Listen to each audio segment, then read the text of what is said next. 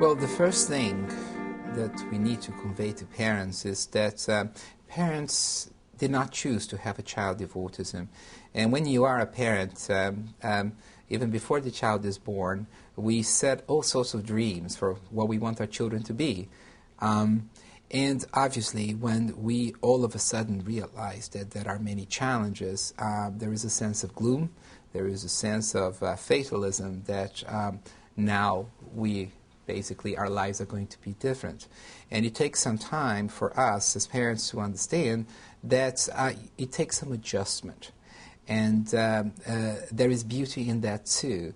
And that the accomplishments, the success that their children are going to go through, some of them are going to be hard fought for, are really worth celebrating too.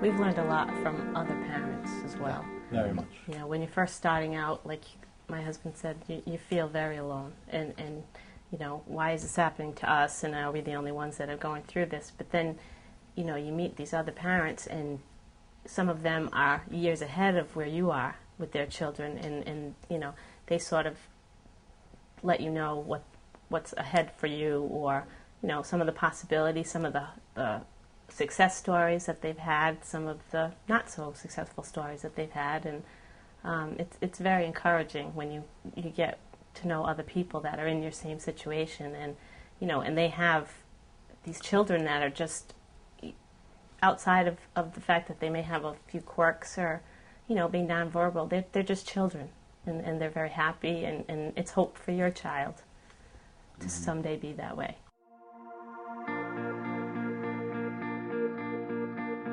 And one of the things that's fascinating is how it inspires a family. We have families who find new careers coming out of this.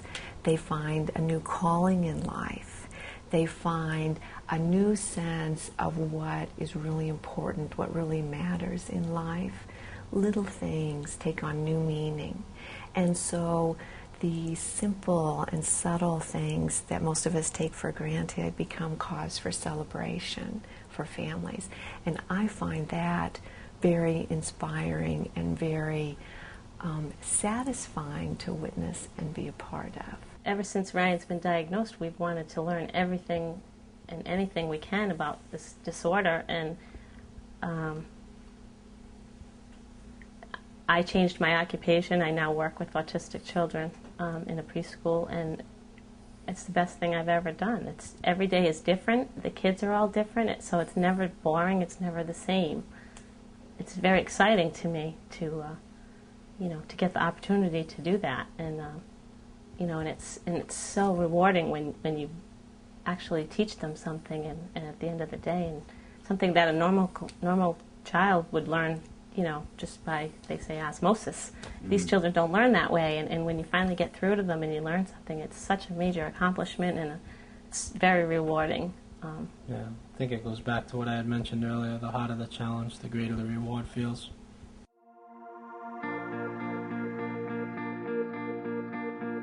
I would keep it. I wouldn't change anything.